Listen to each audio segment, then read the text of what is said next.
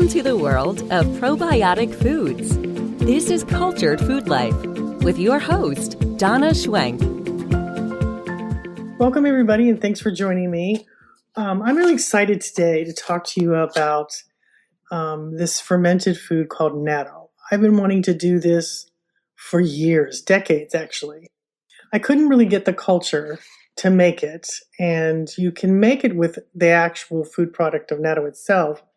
But what I was finding was that the Natto that I bought in the Asian food stores, that it's a fermented food made with soybeans, and had MSG in it, and it had bioengineered ingredients in it, and I was just like, okay, I'm not eating it and I'm not making it, but I knew that it was really, really good for you, and especially good for blood pressure, any kind of problems with the heart or strokes or things like that.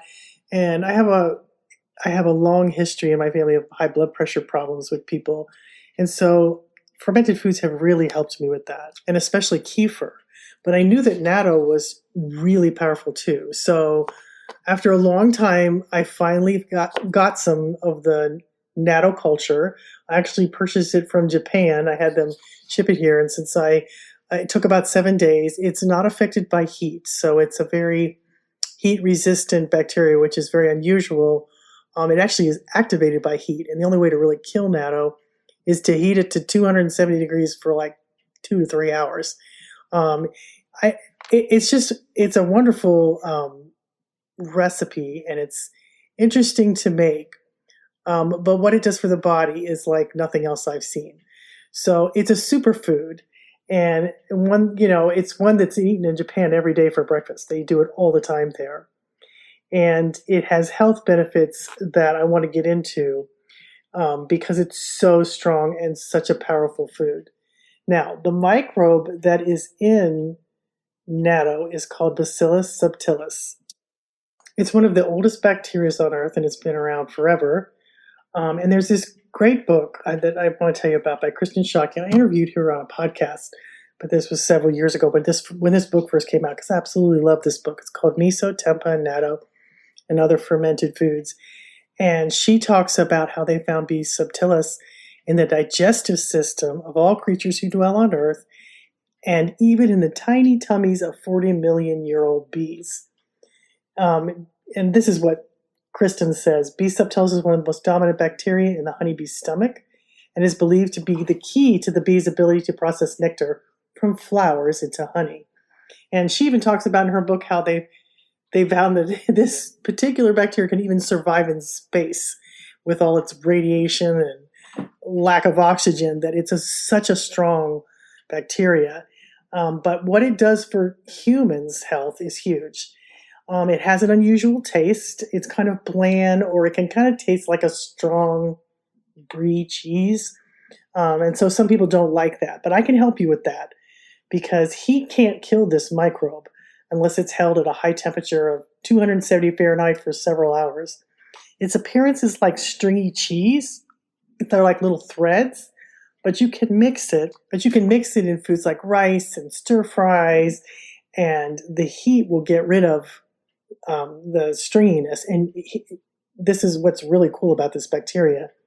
It is resistant to heat, so you can add it to hot foods, and it does very well. And that, I added it to chili the other night because I topped our chili with it, and it doesn't have any kind of flavor after you've topped it with chili. It takes on the flavor of the chili, and it's soybeans, so it goes really well. But stir fry, some people put rice, and one of the things I like is adding it on top of rice with an egg. And they do that in Japan for breakfast all the time. And it was actually pretty good. A lot of people mix soy sauce and that special, the spicy mustard that you get from the Chinese stores. It tastes really good in that. But it's really a very versatile food because you can put it in foods that are hot, which is unusual for most bacteria. But this one is so strong that it survives it. And now, sometimes it can, when you first make it, or if your culture's not strong enough, which ours is, the one that I found works really well, but it can get kind of an ammonia smell. And if that happens, just stick in the fridge and the next day it'll be gone. It's just because the bacteria is cultivating, and it's getting very, very strong, so the refrigeration kind of calms it down. It's best to store it in the freezer. That's what, after about 5 days, you want to put it in the freezer because then it continues to ferment. And I just freeze it in small little portions, and then just grab one or pop one out. You can get those freezer trays, and I just pop it out and let it thaw in the fridge, or just put it into foods that are warm and eat it that way, because you don't need a lot. And it's basically tastes like a bean, but it just has a very kind of bland taste. But that's a great way. It stores in the freezer very, very well. And that's how you actually get it at Asian food markets, is in the freezer section. So now I want to talk to you about Nattokinase, which is a very special enzyme in natto. And in 1987, Dr. Hiroyuki Simi analyzed natto. I might have destroyed his name, but sorry about that. But the characteristic gooey substance on natto, which gives it that stringy look, you see long strings, that is loaded with the enzyme called nattokinase. Now, nattokinase is a natural blood thinner that helps to dissolve fibrin and plasmin substrates in our blood, which can cause the thickening, abnormally thickening that can lead to high blood pressure, strokes, calcification, and cardio problems. And natto is the only food source of nattokinase. It's actually where they get it from. And you can buy it as a supplement, which is also used to help lower blood pressure, prevent strokes, and keep the heart healthy. But I think it's much better in the food source because the body knows what to do with it. You get the right amounts, and it works wonderfully. And whenever your body gets food instead of a pill, it always does better. Now, 100 grams of natto, which I think is about like 3 ounces, maybe 3.5 of natto, contains 1,000 IUs of nattokinase. And that potency is equal to 1,600 IUs of urakinase, which is an agent of a plasmin activator that helps to it's made out of plasma, and it helps to destroy blood clots. And natto contains almost as much in a natural form, and it's very interesting how it works in the body. So studies show that the nattokinase dissolves the blood clots, which helps maintain the good blood flow. It helps improve blood flow and lowers the risk of heart disease. And it does that by lowering blood pressure. It reduces the strain on the heart that can lead to heart attacks. And the stickiness of natto is mucin and polyglutamic acid, which is a mucoprotein that coats the bacteria and protects them from being killed in your stomach acids. And this helps the natto to get to the digestive system where it does its magic. Now, when it gets to the digestive system too, it coats the stomach lining, helping your immune system stay strong, keeping out pathogens, similar to what akromansia does. It's similar to that. And nattokinase is a powerful blood thinner, so it is not for those who are on blood thinners. So you need to be careful of that because it does thin the blood quite a lot. So now here's a really cool thing in natto, which is vitamin K2. Now I've talked a lot about vitamin K2 in different articles.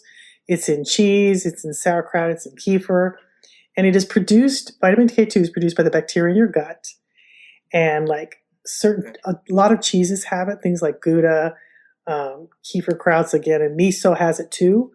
But natto has the most K2 of all the fermented foods because it's produced by a bacteria. It has 15 times more K2 than cheeses that have vitamin K2 in them. Not all cheeses have it, but a lot of them do. And it has 200 times more than sauerkraut that is fermented.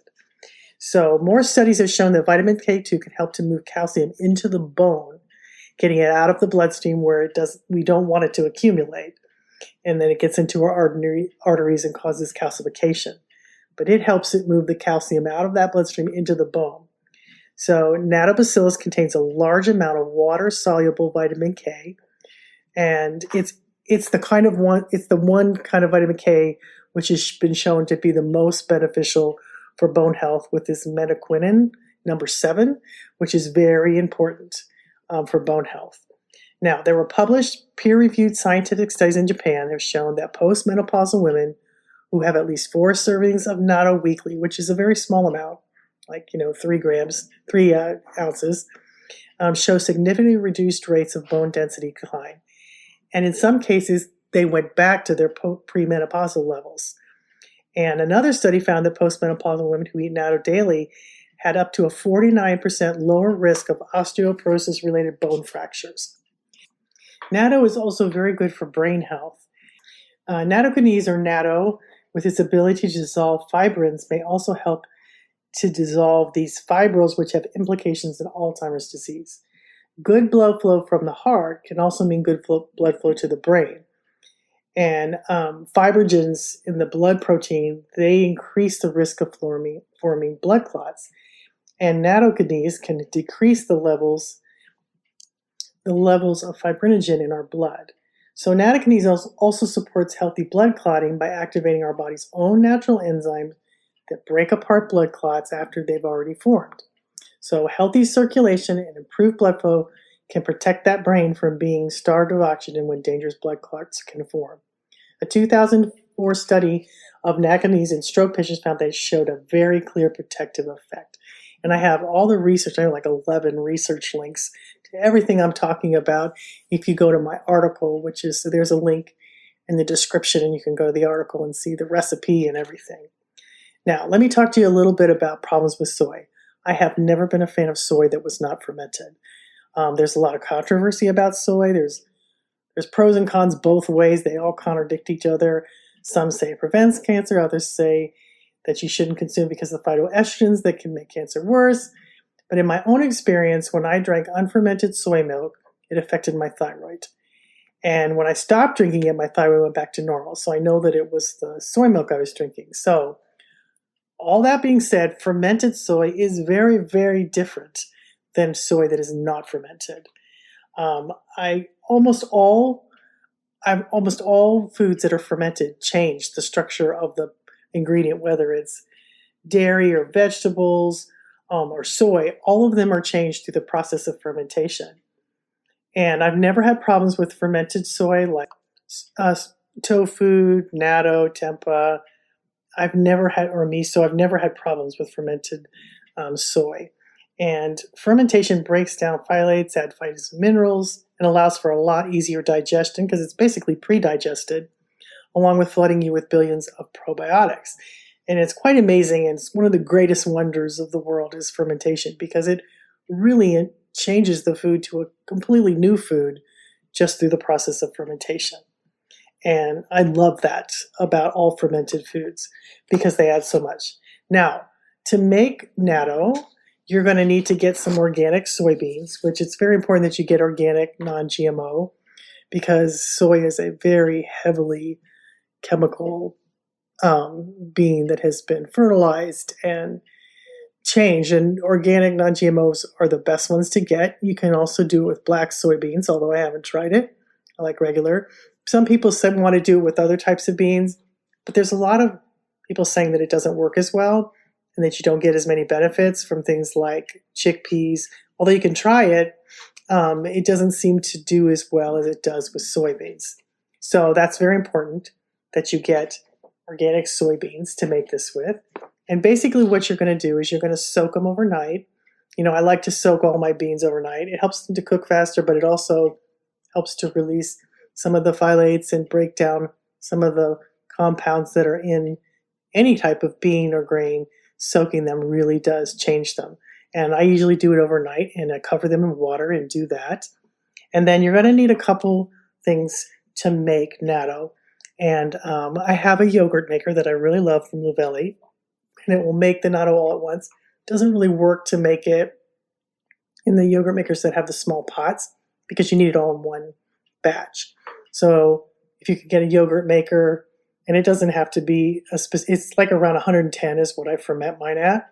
So if you get a yogurt maker that has a big pot in it, you can't really do it in an Instapot because natto needs air to ferment properly, and that closes off the air.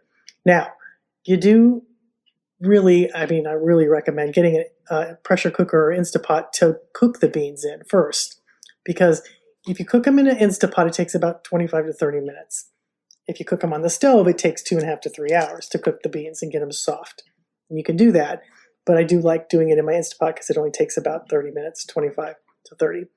And so after they've soaked overnight, you drain the water off, put them in the pot, add some more water, and then cook them on high for 25 to 30 minutes in an Instant Pot or 2.5 hours on the stove to 3 hours until you can pick up a bean and squish it between your fingers. And I have step-by-step pictures and everything on my recipe.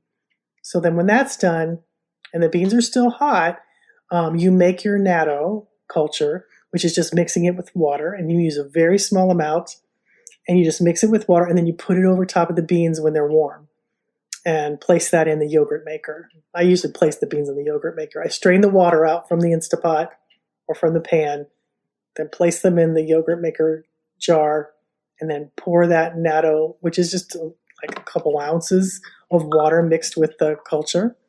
And then you stir all that in to the yogurt maker, and then you let it ferment for it takes about 24 hours. And it's at 110 degrees Fahrenheit is what you do it for. And it works very, very well. You'll start to see the string. If you don't see the stringiness, then it hasn't cultured right or something wrong with your culture. Now, you want to put it in the fridge, put a lid on it. You don't want to put a lid on it when it's fermenting because it needs that oxygen. But there's a plastic lid you put over the yogurt maker. And be careful when you take that off, just put some of the water that's condensation on the lid. And I kind of shake it into the sink so it doesn't get into the beans. But it's not that big a deal if it does. But you want to make sure when you're making natto that you do sterilize things. Most ferments like kefir and kombucha and like that, they're more have lower pHs, and so they keep out pathogens, whereas this is more of a high pH ferment, so it can get other bacteria in there if you don't sterilize things and make things really clean. You just want to keep all the other bacteria out. And so after it's fermented for 24 hours, you can put it in your fridge, and 5 to 7 days is the most I'd keep in the fridge, and then I would freeze it. And you can use a portion of this to make another batch if you'd like a third of a cup, or honestly, I can't remember how much it is to use. Hang on just a second. Yes, it's a third of a cup of beans to make another batch. And you can do that about 3 or 4 times before it starts to lose its potency, and then you want to use another culture. But it makes quite a lot of beans. And the neat thing is you don't have to have a lot of it, like a few ounces a day is all you really need. And so this will last you a very long time.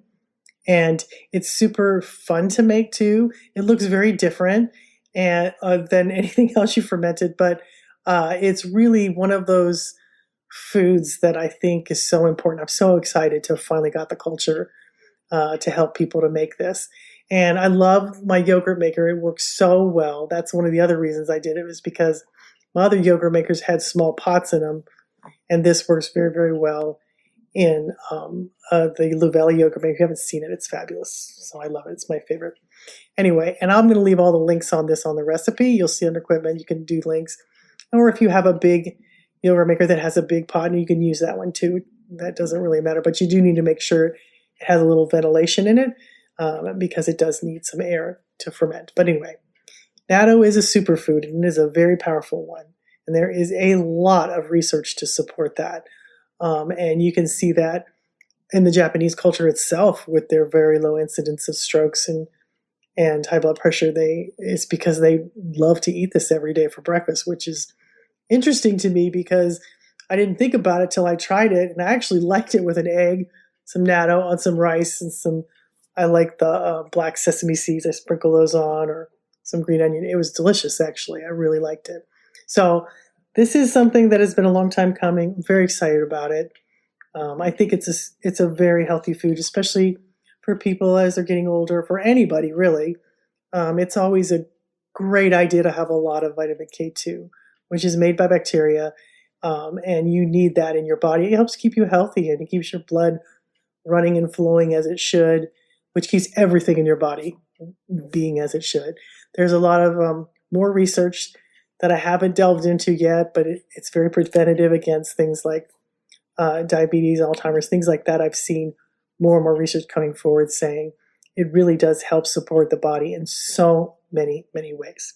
So if you haven't heard of it, you can try some and get some at an Asian food store and check to make sure it doesn't have bad ingredients like bioengineered ingredients or MSGs. but it would be in the freezer section if you want to try it and mix it with something before you make it. The culture itself is very, very small amount, but it's a very pure source. I'm very excited. I'm working with the company in Japan that makes it all the time. And they have some great products. They have some great products that they sell if you want to check them out too. But I'm very excited to be offering you the recipe and the culture and also a way to improve your health, because this is something I'm going to have a lot now that I've finally gotten this. I've taken the supplements before, but I always think that the food is much better for you.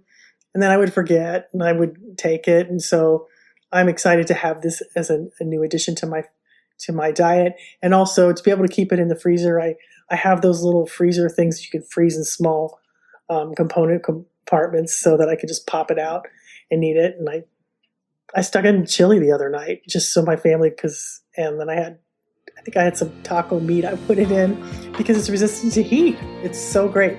And the stringiness goes away when you put the heat in there. So anyway, and it has tons of benefits. So anyway, check it out.